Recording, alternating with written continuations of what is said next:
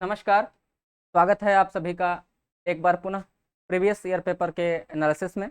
हम DUET 2016 के paper का एनालिसिस कर रहे हैं और उसके माध्यम से परीक्षा की तैयारी कर रहे हैं। तो हम 20 प्रश्नों का एनालिसिस कर चुके हैं। अब आगे बढ़ते हैं। 21वां प्रश्न आपके समक्ष है कि मधुशाला के रचनाकार कौन हैं? विकल्प हैं माखनलाल चतुर्वेदी, नरेंद्र शर्मा, रामेश्वर शुक्ल अंचल और हरिवंश राय बच्चन। तो आप जानते हैं मधुशाला के जो रचनाकार हैं वो कौन है? जी हाँ, हरिवंश राय बच्चन। हरिवंश राय बच्चन हालावाद के प्रवर्तक माने जाते हैं और उमर खयाम की रुबाइयों से प्रेरित होकर इन्होंने मधुशाला, मधुबाला और मधुकलश की रचना की। चलिए थोड़ा सा हरिवंश राय बच्चन के बारे में मैं आपको कुछ जानकारी दे दूं। देखिए हरिवंश राय बच्चन, हरिवंश राय बच्चन लहरों से डरकर नौका पार नहीं होती, कोशिश करने वालों की कभी हार नहीं होती। नन्ही चींटी जब दाना लेकर चढ़ती है, चढ़ती दीवारों पर 100 बार फिसलती है। मन का विश्वास रगों में साहस भरता है, गिरकर चढ़ना चढ़कर गिरना ना करता है। मेहनत उसकी खाली हर बार नहीं होती, कोशिश करने वालों की कभी हार नहीं होती। हरिवंश राय बच्चन की पंक्तियों से हम जीवन का संदेश हमेशा प्राप्त करते रहते हैं और स्वयं को भी प्रेरित करते हैं। तो चर्चा करेंगे हरिवंश राय बच्चन की। देखिए मैंने आपको बताया हालावाद के प्रवर्तक हैं ये। हालावाद, हाला मतलब आप जानते हैं क्या होता है? शराब। हालावाद के प्रवर्तक। उसके बाद हरिवंश राय बच्चन को हिंदी का बायरन कवि कहा जाता है, याद रखेंगे। हिंदी का बायरन, हिंदी का बायरन कहा जाता है। और तीसरी बात जो मैंने आपको भी बताया थोड़ा देर पहले कि उमर खयाम की रुबाइयों से प्रभावित होकर, उमर खयाम, उमर खयाम की रुबाइयों से प्रेरित होकर इन्होंने 3 रचनाएं करी। 3 रचनाएं करी, कौन सी? मधुशाला, मधुबाला और मधुकलश। तीनों का नाम याद रखेंगे। मधुशाला, मधुबाला और मधुकलश। मधुकलश ये 3 रचनाएं हैं। अन्य रचनाओं की बात करें, हरिवंश राय बच्चन जी की अन्य रचनाओं की बात करें तो उसमें आप जानते हैं एकांत संगीत, निशा निमंत्रण, निशा निमंत्रण, एकांत संगीत, एकांत संगीत, बंगाल का अकाल, बंगाल का, बंगाल का अकाल, ये सब इनकी कृतियां हैं। किनकी? हरिवंश राय बच्चन की। और एक कृति है खादी के फूल, खादी के फूल, खादी के फूल। और खादी के फूल जो है ये इन्होंने पंत के साथ मिलकर ये कृति की रचना की है। तो पंत और बच्चन दोनों का योगदान है इसमें। किसमें? खादी के फूल में। अब चलिए आगे बढ़ते हैं कि हरिवंश राय बच्चन की कुछ महत्वपूर्ण पंक्तियों का संकलन मैंने आपके समक्ष किया है ताकि आपकी जानकारी और पुख्ता हो सके। तो देखिए हरिवंश राय बच्चन की कुछ पंक्तियां मैं आपके समक्ष पढ़ रहा हूं, आप स्पष्ट रूप से देख पा रहे होंगे। जो बीत गई सो बात गई है, जीवन में एक सितारा था, माना वह बेहद प्यारा था, वह डूब गया तो डूब गया। अंबर के आनन को देखो, कितने इसके तारे टूटे, कितने इसके प्यारे छूटे। जो छूट गए फिर कहाँ मिले, पर बोलो टूटे तारों पर कब अंबर शोक मनाता है, जो बीत गई सो बात गई।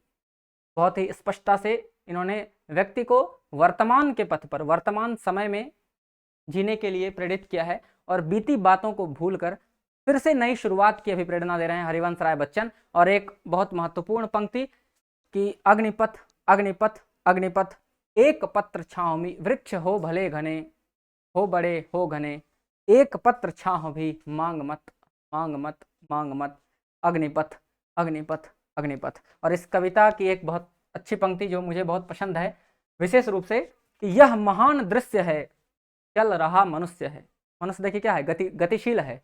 यह महान दृश्य है, चल रहा मनुष्य है, अश्रु स्वेद रक्त से, अश्रु मतलब आंसू, स्वेद मतलब पसीना, अश्रु स्वेद रक्त से लथपथ, लथपथ, लथपथ, अग्निपथ, अग्निपथ, अग्निपथ। तो ये सारी पंक्तियां हरिवंश राय बच्चन की हैं। एक पंक्ति आप देख पा रहे होंगे कि इस पार प्रिय तुम हो मधु है, उस पार न जाने क्या होगा।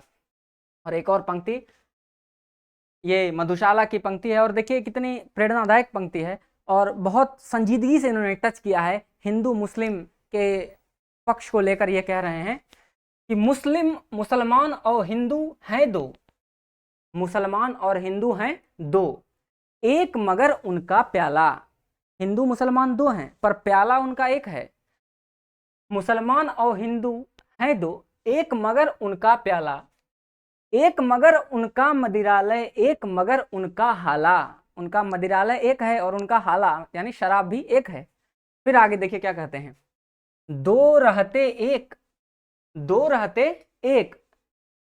यहां से ये देखिए, इस पर ध्यान देना है, ना जब तक मंदिर मस्जिद में जाते, दोनों एक रहते हैं कब तक, जब तक मंदिर मस्जिद नहीं जाते, क्योंकि दोनों का हाला और मदिरालय एक ही है, दोनों का प्याला एक ही है। दो रहते एक, न जब तक मंदिर मस्जिद में जाते, बैर बढ़ाते मंदिर मस्जिद, बैर बढ़ाते मंदिर मस्जिद, मेल कराती मधुशाला। तो हरिवंश राय बच्चन की इन पंक्तियों से आप जरूर परिचित हों, ताकि परीक्षा भवन में अगर कोई पंक्तियां इनसे संबंधित पूछी जाए तो आप उसको आसानी से उत्तर दे सकें। हम चलते हैं अपने अगले प्रश्न पर। देखिए हमारा जो अगला प्रश्न है वह है कि मैं नीर भरी दुख की बदली, मैं नीर भरी दुख की बदली, परिचय इतना इतिहास यही, उमड़ी थी कल मिट आज चली। यह पंक्ति किसकी है, ये देखिए आप जानते हैं यह पंक्ति किसकी है, आधुनिक मीरा कही जाने वाली महादेवी वर्मा की यह पंक्ति है। ठीक है, महादेवी वर्मा, महादेवी वर्मा। महादेवी वर्मा के आप बारे में जानते हैं, इनको क्या कहा जाता है, इनको कहा जाता है आधुनिक हिंदी की मीरा। ठीक है, तो मैं लिख दे रहा हूं आधुनिक मीरा, और इनको हिंदी के विशाल मंदिर की वीणा पाणी ये भी कहा जाता है। हिंदी के विशाल मंदिर, हिंदी के विशाल मंदिर की वीणा पाणी, मंदिर की वीणा पाणी कहा जाता है किनको, महादेवी वर्मा जी को। महादेवी वर्मा जी की कुछ पंक्तियां, एक तो मैं नीर भरी दुख की बदली, परिचय इतना इतिहास यही, उमड़ी कल थी मिट आज चली। मैं नीर भरी दुख की बदली, और बीन भी हूं मैं तुम्हारी रागिणी भी हूं, ये भी इनकी पंक्ति है, बीन भी हूं मैं तुम्हारी रागिनी भी हूं। और एक और पंक्ति है इनकी कि विरह का नाम मत लो, सॉरी मिलन का नाम मत लो, मैं विरह में चिर हूं। तो मिलन का नाम मत लो, मिलन का नाम मत लो, मैं विरह में चिर हूं, मैं विरह में चिर हूं। महादेवी वर्मा जी की कृतियों के बारे में अगर हम चर्चा करें तो इनकी कृतियों में निहार, रश्मि, नीरजा, सांध्य गीत, यामा और दीपशिखा, एक शब्द प्रणाम भी है दीपशिखा। अच्छा, यामा का प्रकाशन वर्ष 1940 ईस्वी है, यह भी याद रखेंगे क्योंकि सबसे महत्वपूर्ण कृति इनकी है 1940 यामा। तो महादेवी वर्मा के बारे में कुछ बातें हैं जो आप याद रख सकते हैं। आगे बढ़ते हैं हम अपने अगले प्रश्न की ओर। तो देखिए 2 प्रश्न हम कंप्लीट कर चुके हैं। अगला प्रश्न क्या है, देखिए 23वां प्रश्न, 23वां प्रश्न है, तार सप्तक का संपादन किसने किया? स्पष्ट रूप से आप देख पा रहे होंगे, तार सप्तक का प्रकाशन किसने किया? तो विकल्प है रामविलास शर्मा, धर्मवीर भारती, नेमिचंद्र जैन और अज्ञेय। तो तार सप्तक का जो संपादन है वो किसने किया? जी हाँ, हीरानंद, सच्चिदानंद हीरानंद वात्स्यायन अज्ञेय ने तार सप्तक का संपादन किया। और आप जानते हैं तार सप्तक का प्रकाशन कब हुआ? 1943, 1943 ईस्वी में। और यहीं से हिंदी में एक नए वाद का प्रवर्तन हुआ, प्रयोगवाद। तो देखिए, अज्ञेय की पत्रिका जिसका संपादन अज्ञेय ने किया, नाम क्या था? तार सप्तक। तार सप्तक, जिसमें 7 कवियों का एक समूह है। और इस पत्रिका का संपादन 1943, 1943 ईस्वी से हुआ। आगे बढ़ते हैं। तार सप्तक के कवियों में 7 कवि शामिल हैं। तो 7 कवि का नाम मैं आपको याद दिला दूं। सबसे पहले तो हैं सच्चिदानंद हीरानंद वात्स्यायन अज्ञेय। दूसरे कवि हैं रामविलास शर्मा,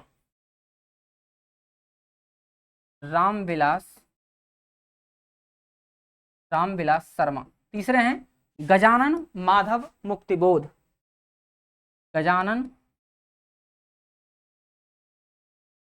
गजानन माधव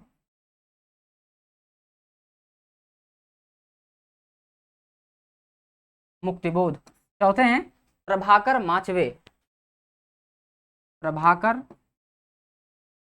माचवे। पांचवें हैं नेमिचंद्र जैन, नेमिचंद्र जैन। छठे हैं गिरिजा कुमार माथुर। और सातवें हैं भारत भूषण अग्रवाल। छठे हैं गिरिजा कुमार माथुर, गिरिजा कुमार माथुर। और सातवें कौन है? भारत भूषण अग्रवाल,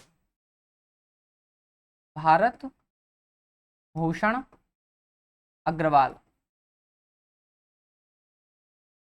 ये तार सप्तक के 7 कवि हैं। और परीक्षा में पूछा जाता है, किसी कवि का नाम आपको दे देगा, पूछेगा कि ये किस सप्तक के कवि हैं। हालांकि प्रश्नों का स्तर बढ़ गया है, फिर भी बेसिक रूप से आपको जानना अनिवार्य है। अब चलते हैं हम अपने अगले प्रश्न पर। और आप जानते हैं इसी तार सप्तक से हिंदी में एक नए वाद का प्रवर्तन हुआ, प्रयोगवाद, प्रयोगवाद। बढ़ते हैं अगले प्रश्न पर। देखिए, हमारा अगला प्रश्न है कि प्रगतिशील लेखक संघ की स्थापना, प्रगतिशील लेखक संघ की स्थापना हुई। विकल्प है 1932, 34, 36 और 40। ठीक है, तो प्रगतिशील लेखक संघ की स्थापना कब हुई आपको बताना है। तो प्रगतिशील लेखक संघ की स्थापना हुई 1936 में। आप जानते हैं 1936 में लखनऊ में प्रगतिशील लेखक संघ की अध्यक्षता की प्रेमचंद ने। और हिंदी में प्रगतिवाद का उदय हुआ। तो प्रगतिशील लेखक संघ, ये देखिए, प्रगतिशील लेखक संघ की स्थापना कब हुई? 1936 में। और हिंदी में जो है यहीं से प्रगतिवाद का प्रारंभ हुआ।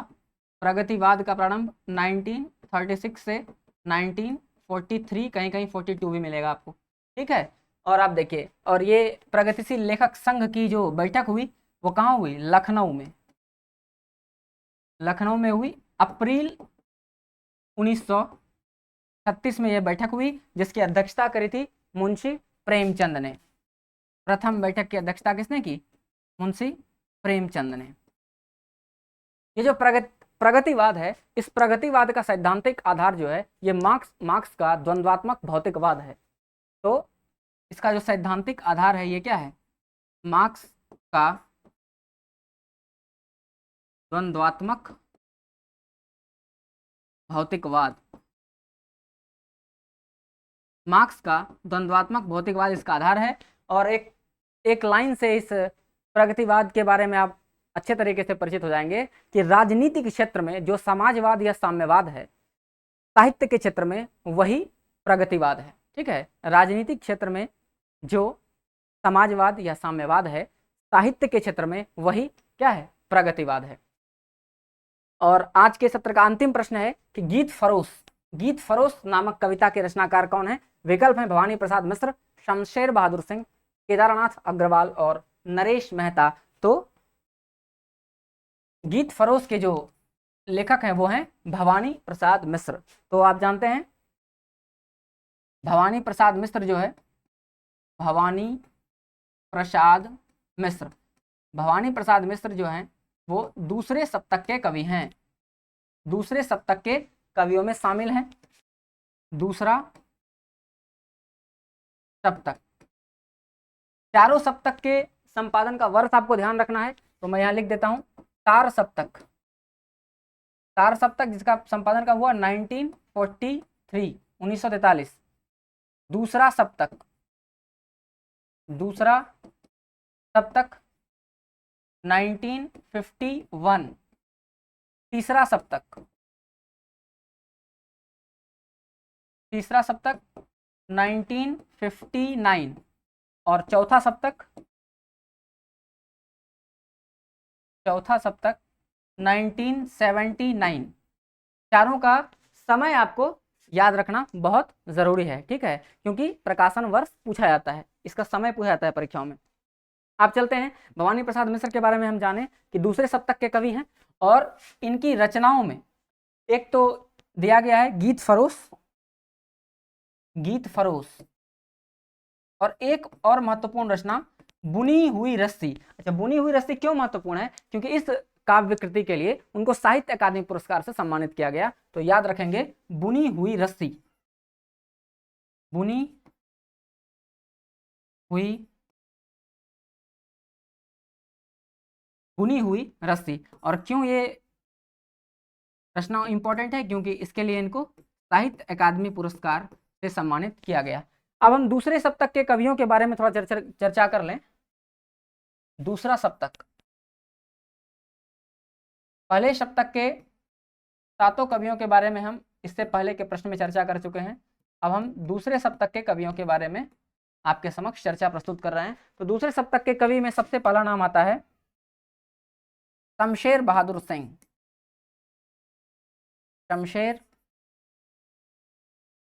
शमशेर बहादुर सिंह।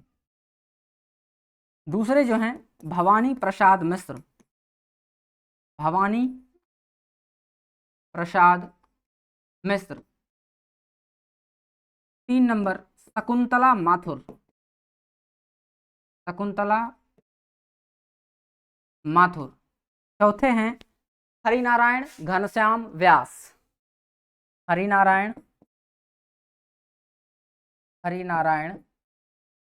घनश्याम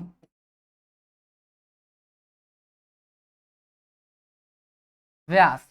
पांचवें हैं नरेश मेहता, पांचवें कौन है? नरेश मेहता। छठे हैं धर्मवीर भारती और सातवें हैं रघुवीर सहाय, धर्मवीर भारती और सातवें हैं रघुवीर सहाय।